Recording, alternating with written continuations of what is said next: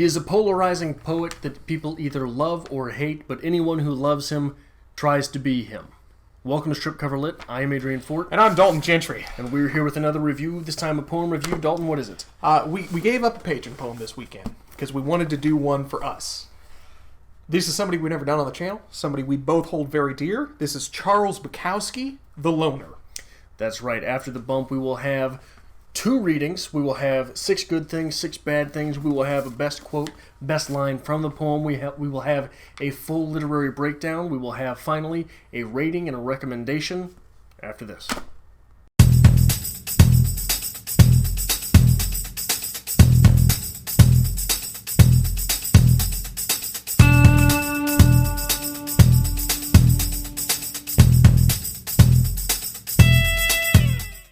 Okay, start this off with a reading. Yes. All right, you want to go first or you want to yell at me? You always go first. Okay. The Loner. 16 and 1/2 inch neck. 68 years old. Lifts weights. Body like a young boy. Almost. Kept his head shaved and drank port wine from half-gallon jugs. Kept the chain on the door. Windows boarded. You had to give a special knock to get in. He had brass knuckles, knives, clubs, guns. He had a chest like a wrestler. Never lost his glasses. Never swore, never looked for trouble, never married after the death of his only wife. Hated cats, roaches, mice, humans, worked crossword puzzles, kept up with the news. That 16 and 1/2 inch neck, for 68 he was something. All those boards across the windows, washed his own underwear and socks. My friend Red took me up to meet him one night. We talked a while together, then we left. Red asked, "Well, what do you think?" I answered, "More afraid to die than the rest of us." I haven't seen either of them since. Very different than what we usually do. Hit me with a reading. The Loner. 16 and 1/2 inch neck. 68 years old. Lifts weights. Body like a young boy. Almost. Kept his head shaved and drank port wine from half-gallon jugs. Kept the chain on the door. Windows boarded. You had to give a special knock to get in. He had brass knucks, knives, clubs, guns. He had a chest like a wrestler. Never lost his glasses. Never swore, never looked for trouble. Never married after the death of his only wife. Hated cats, roaches, mice, humans. Worked crossword puzzles. Kept up with the news. That 16 and 1/2 inch neck. For 68 he was something. All those boards across the windows, washed his own underwear and socks. My friend Red took me up to meet him one night. We talked a while together. Then we left. Red asked, "What do you think?" I answered, "More afraid to die than the rest of us." I haven't seen either of them since. Very different than what we normally write. Yeah. Do you have a favorite line? I have a favorite section of the poem. Okay. Never married after the death of his only wife. Hated cats, roaches, mice, humans. Worked crossword puzzles. Kept up with the news. That 16 and 1/2 inch neck. For 68 he was something. Is that your favorite paragraph because that's your aspirations if you make it to 68? Okay. I picked the one that is the pivot in this, and that is, I answered, "More afraid to die than the rest of us." That's where the poem changes. That's where it gets its depth. Although I really wanted to pick the line, "and drank port wine from half-gallon jugs." Have you ever done that? Yeah. Oh, it's a good day. It's a bad day the next day, but it's a great day. Okay. 3 good things, 3 bad things from The Loner. You want to start? You. Okay. Nope, not me. Number 1. Bukowski speaks of 2 characters, but you get a full picture of 3 characters. Number 2, nice bait and switch with the title. Number 3, there are these are such Bukowski characters. Okay. These are such Bukowski characters. All 3 of them. Okay. I have this is very different from poetry that we've done on here before, which is a good thing. This says a lot while saying very little, and Bukowski's always going to punch you in the gut. Yeah. He's going to find a way.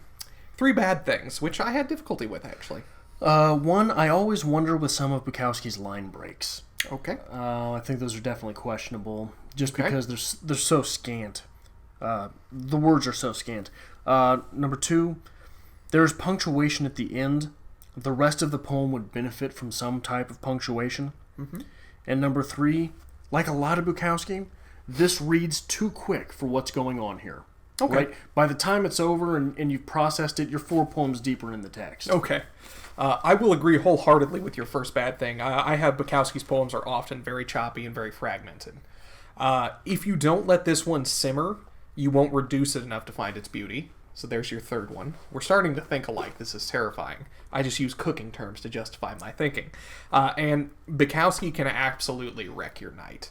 If you're not prepared and you hit one that's just on par, it's going to be bad. Because everyone... Here's the thing with Bukowski. Are you good? Yes, I'm like right? making sure my throat isn't going to blow up again.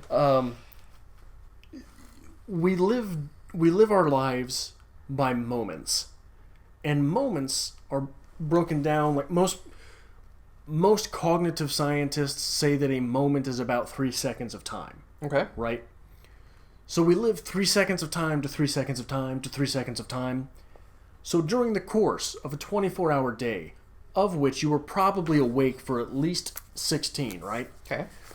You're going to experience some sadness, right? It is inevitable.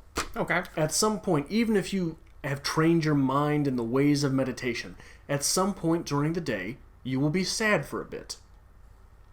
Oftentimes, by the end of the day, you have forgotten most of this sadness. Okay. But it has happened. Sadness, more so than joy, is very particular, right? You are sad because of this. Sometimes you wake up and, it's just a good day, right? It's a good day. Something makes you happy, you take that happiness and you spread it across things, right? Okay. Sadness, you take and you shut down and you dwell on that sadness. You don't spread sadness over anything, but you can shoot at things with that sadness, right? Okay. So sadness is very, very pinpoint. The sadness expressed by Charles Bukowski in these poems, they all have some touch of sadness. And he is so good at making that sadness as sharp as possible. So Yes. it is precise. So when you read one of these poems and it flips your memory back to 8 o'clock in the morning when I remembered that, there was a woman I thought I was going to marry, but this very specific thing was when we snapped. Okay. And it's a very specific thing that sends you back to that memory in this Bukowski poem. It is, you will indelibly be made that type of sad. Okay. It doesn't just strike you as a sadness. It is this sadness. Pinpointing emotion. Yes. You can sit down with almost any other poet. You sit down with Billy Collins, you'll have a great time. You can sit down with Poe. We've done a lot of Poe lately, and it's a lot darker. There's a lot of horror elements. You'll be fine. If you sit down and have a night with Bukowski, you're going to wreck yourself. Explain. Something in one of these will hit that trigger emotion. Yeah. I hate to say trigger. I hate that word. But it's going to trigger an emotion, a memory, a feeling, something. And pop you right And back. it's going to hit you in the stomach. Yeah. And it's going to drop you. Yeah. And that's why Bukowski is amazing. Yes. Absolutely wonderful. This is a collection that Adrian had, and he said, have you read much Bukowski? I said, no, not really. He said, just do yourself a favor. Just dabble. So I did, and I immediately bought the entire collection. Because that is an amazing thing from a poet. Bukowski, obviously a very modern poet. And more classical poetry didn't deal with... there was a lot more joy. A lot of ballads and whatnot were expressing jubilation, things like that. You do have a lot of sadness in poetry as well. But nobody hits that quite as hard as Bukowski. Well, and I think what it is you mentioned the happiness expressed in a lot of older poetry. Yes. But I think what happens there is it is the happiness that is expressed, while it is the sadness that is communicated. Okay. Right. We've looked at a lot of Shakespeare's sonnets. Yes. Looks like a love sonnet, but this There's might some be pain about in there. This might be about a dead child, right? Yeah. So so we're communicating, we're expressing happiness, communicating sadness. Okay. What Bukowski does is he expresses sadness, communicates aloofness.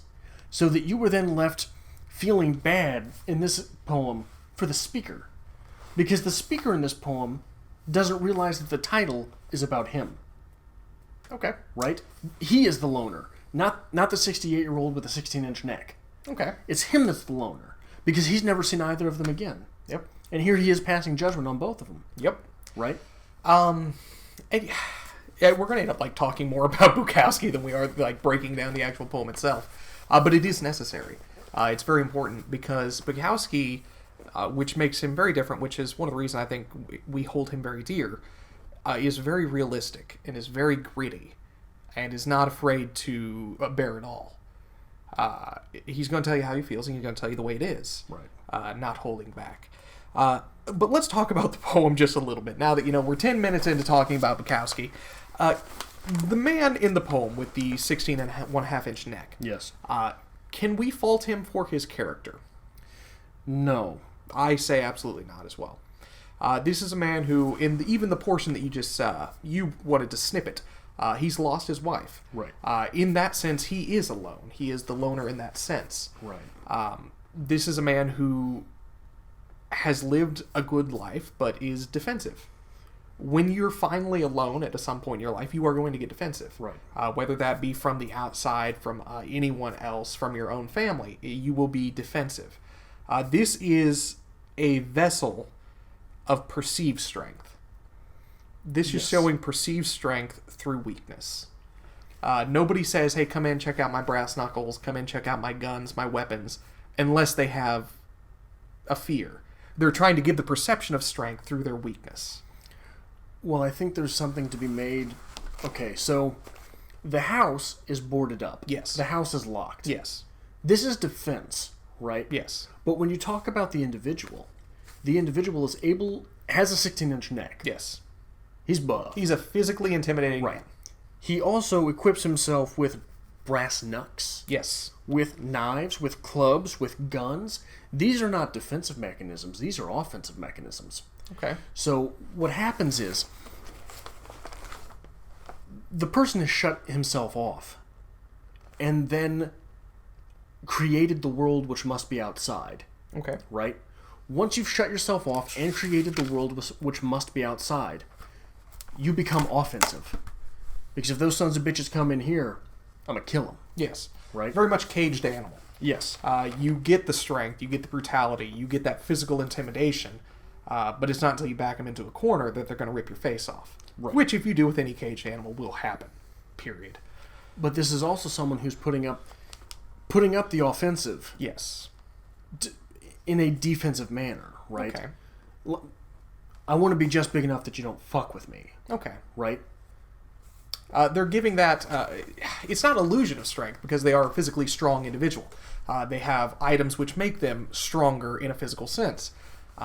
But there is that fear, that trepidation of something might happen. There is that weakness inside that they are justifying with their strength. But we also know that this is a ploy. Yes. How do we know this is a ploy? Because he's showing it off to others? Well, and Old Red took him up there, so Old Red's been up there before. Yes. So Old Red is his buddy. Yes. Right? So it's not that he hates all humans. No. It's that he hates this idea of humans that he's built because he watches the news. Okay. Right? Very, very true. Very true. So these aren't real people. Because Can we just call him Adrian at this point? I mean, can we just go there and call him Adrian? No? Okay, carry on. Your point. I'm just saying. How big's your neck? So who is the loner here? I think I have to agree with you, and that is a good insight that the loner is the speaker of this poem. This is a man who is being brought into a social situation. A friend of a friend is introducing me, and it didn't work. There's something not right with this guy, so he is the one who will be alone. Yeah. So we start the poem with the bait and switch, right? We Yes. start this poem with the bait. With saying that the old man is the loner. We're painting this picture of Yes. a loner. At the end, it's the switch, Okay. which opens up who is Red. Okay. Very interesting. Red's the only character in this poem that We the don't title know- might not be about. Yeah, we don't know anything about Red. But we do know about Red, don't we? Okay. These are the types of fellas Red hangs out with. Okay. We also know that the speaker is saying that the old man doesn't go looking for trouble, does he? Red goes looking for trouble. Doesn't he? I think so. He goes and he looks for these loner types. And we know that the speaker, by noting that the old man does not go looking for trouble, the speaker does go looking for trouble. Okay. So, we are left to wonder, what is it that Red is taking our speaker to this old man's place for? Why are they there? Is it just to talk? Does the old man have drugs? Okay. Are they buying a gun from the old man? Right? Does the old man have drugs? This is a Bukowski collection, so yes. Yeah, I mean... But, no, that is very interesting. And maybe this is a pride thing as well. There's a lot that it could be. Because it never fails. Someone who owns guns and someone who owns weaponry has to let other people know they have these. There is not an exception one. It is always, that is the trope. Oh, I have a lot of guns. Would you like to see them? Let me show you my arsenal. Let me show you my armory. I know someone who I know had a lot of guns, refused to show me any of them. Really? Terrifying. Okay. The only exception to this would have been my grandmother. Have I ever told you this story? No. After my grandmother passed, we were cleaning out her home, and she kept in her sock drawer next to her bed a Derringer. So don't fuck with Grammy. She gets you every time. Just amazing. But no, this seems to be, and maybe this is me trying to get back to the perceived strength. This is a man who wants to give the image that he is an intimidating person, whether he is or not. And why is it that he wants to do that? Why is it he's wanting to do that? There's two reasons. He's either looking for the admiration of this person, or he is looking to intimidate this person. Because we could have the reading that maybe I didn't go up there on my own accord. Because Red took me there. Right. Red took me there. But this old man, he's putting up this front, but this front is a defense. This front is also at times an offense. Mm-hmm. Because he wants to live. Yes. Right? Yes. Despite the fact that he has nothing in this world, he wants to go on living. He's more afraid to die than the rest of us. And that's where that twist comes at the end, where he says, he was more afraid to die than the rest of us. Is that what has broken this relationship, this budding relationship, if that's the way we're reading it? Is it the truth hurts?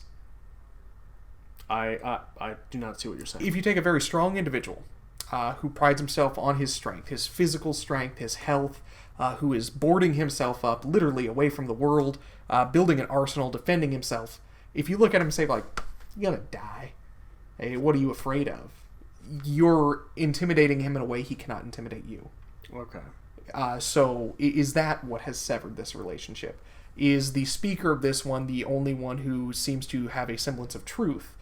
And when the old man is faced with the truth of his demise, everyone's going to die. Is that what breaks the relationship? Is that what separates them?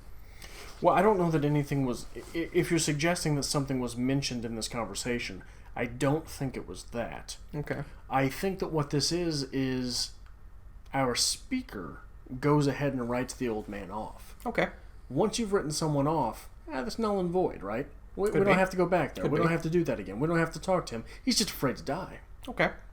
Right? In the very Fight Club sense of that phrase, he's just afraid to die. But if you want to look at the concept of death and, the terrible realization that everybody dies alone, you don't get to take anybody with you, there's your title right there. The loner represents all of them. Because the loner represents us all. We're all going to die alone. I think you're putting a lot into that. Am I? Am I getting a lot into the poem? Am I pushing too much? Okay. Excuse me then for trying to give Bukowski too much credit. No, but I think that way because I think Red is definitely a mechanism which allows us to see that not everyone's alone. Right? Okay. All right. Both of these guys are Red's friend. They have each other. Yeah. Everybody has somebody. Yeah. Except our narrator at the end.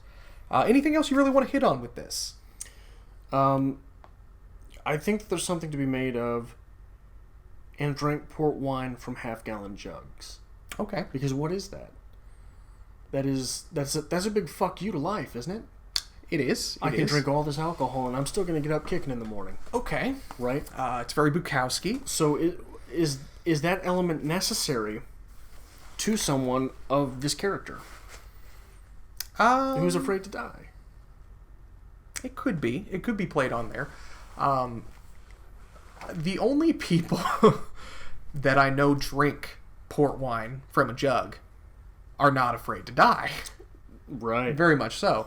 Port wine from a jug is not something that you do. It's not a good thing for yourself. Have I done it? Absolutely so. But you wake up the next morning and you realize, I can't do this every day or I will die. But this is insinuating this gentleman does do that. But we do not ever get the inclination that he gets drunk. No. It doesn't say how much port wine he drinks Right. either. Maybe he has a glass of wine, so good for your health. Fortified port wine. Yeah, he knows exactly how many gulps that glass is. Yes. It is interesting to think about. And I'm trying to verbalize what I want to get from this, and I'm having difficulty doing it. Yeah, and I think that's one of the things you have to look at when you're reading poetry, is you're given little things. Okay. But there's also things that you're not given. Okay. What can you assume from that? Okay. When you read it, it's very easy to think he's drinking port wine from a half-gallon jug and getting drunk. But we're never told he gets drunk.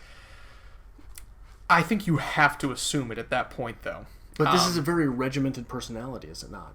Yes, it is. He still does obviously crosswords. very disciplined because he's in such great shape. However, I'm going to make the argument right now. I have never said, I'm going to drink port wine from a jug. I'm just going to have a gulp. I'm just going to have a taste. No, anytime I say, let's go get a jug of wine, that means we're going to hurt tonight. Okay, so if that's the assumption we're putting into the poem, we have to take we have to take a bigger look at Bukowski. Okay. Is Bukowski afraid to paint pictures of drunken people? No. Is Bukowski afraid to paint pictures of the drunken speaker? No. Is there any drunkenness in this poem? There isn't. Do they leave sober? Sounds like it. I don't know. How do we know that he drinks port wine from the gallon jug unless we see him doing it? If we see him doing it... To say that, he drank port wine from a gallon jug, that would say that that's a visual thing that the narrator had seen. Right. If we just want to look at that as well, I'm having a difficult time with this one here. Is this the man who is so afraid of life? He's not afraid of dying, he's afraid of living. He's afraid of living because living leads to die. Yes. Right. Are we getting full circle here? No matter what you're doing, there's something that might kill you. Okay. I'm leaving it at that. That hurts my brain, and I don't want to get any further into it. We don't have that much time left. Do you have anything else you want to say before we wrap this one up? I can leave it there. Okay. What would you rate this? I would give this 85 brass knucks out of 100. Okay. I give it 86 ripped old guys. So I think we're right about the same ballpark here. Okay. It was good. Is it the best Bukowski? Absolutely not. Is it a good introduction? Yeah, it's okay. You do get some good Bukowski in here. Yeah. I think this is definitely indicative of his style. Yes, very much so. I think it's a good one to go over at some point. What would you recommend? I would recommend The 3-Day Blow by Ernest Hemingway. Okay. Have you read that one? Nope.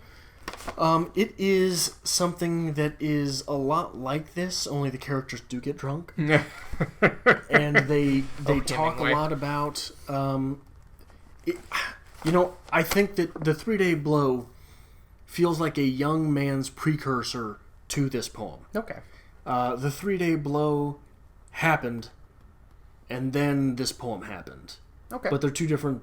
Yeah, I'll just leave it at that. I went a little different with my recommendation here. Now, we are getting ready to fully launch The Aristocrats, our movie review. Yeah. We've done a couple short little videos here and there, but I would like to recommend a movie for this poem. You need to see The Wrestler with Mickey Rourke. That captures this beautifully. Very, very Bukowski-type character. Oh, yeah. And much like Bukowski, if that movie doesn't hurt you in the end... Yeah. That's a hard one to watch. But I would highly suggest it. Okay. Very, very highly suggest it. So if you like things like this, I'd love to do more Bukowski in the future. I definitely say hit that subscribe button down below. Head on over to the Aristocrat show as well. Hit a subscribe there. I'd love to do The Wrestler. If we don't do that at one time, I'm going to be very disappointed. Yeah. So we'll get around to it. Make sure you follow us on Twitter @StrippedCover and on Facebook @StrippedCoverLit.